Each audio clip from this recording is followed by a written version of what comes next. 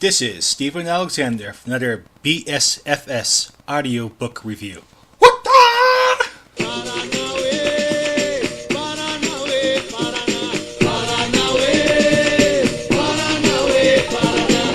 Operating around us all are forces. Forces of good, forces of evil, and they are guided by aliens from Cyrus the Dog Star and fight each other with capoeira. This is the world of Capoeira, a tale of martial arts mastery, mysticism, and love by Khafra K. Om-Ra-Seti. He appears to be an economist who decided to take a stab at sci-fi fantasy.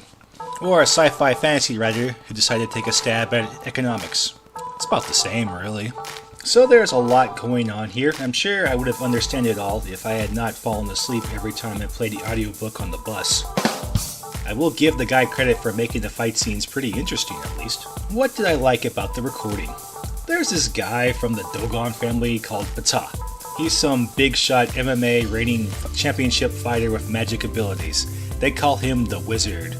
So his family is descended from Nomos aliens that visited Mali around 10,000 years ago.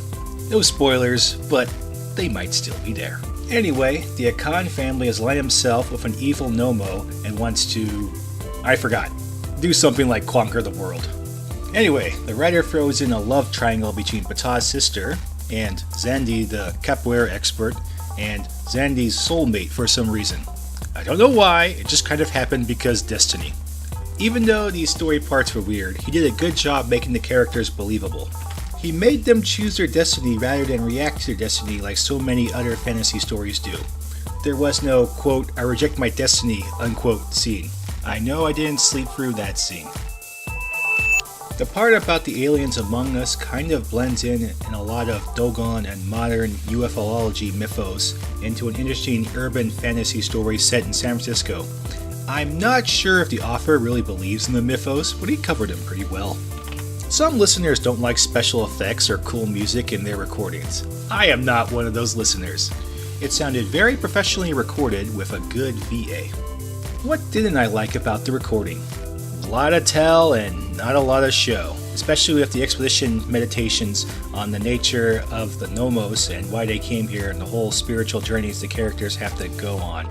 In a paperback or Kindle format, I think it's less tedious, but on audiobook, it just puts me to sleep because it doesn't provide as much to the story, and quite frankly, I don't care about the mythos.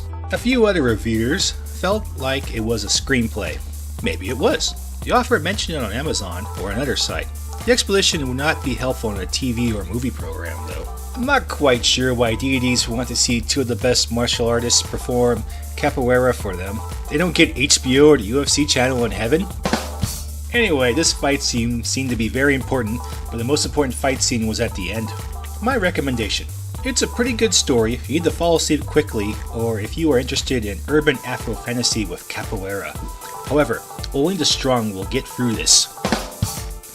I give Capoeira, a tale of martial arts mastery, a kick in the crotch of 3 out of 5 stars. I recommend this audiobook for fans of martial arts and alien urban fantasy, preferably both at the same time.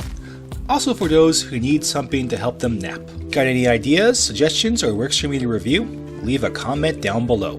Don't forget to like and subscribe. And remember to practice your backflips and spin kicks or the random alien gods of Mali will strike you down.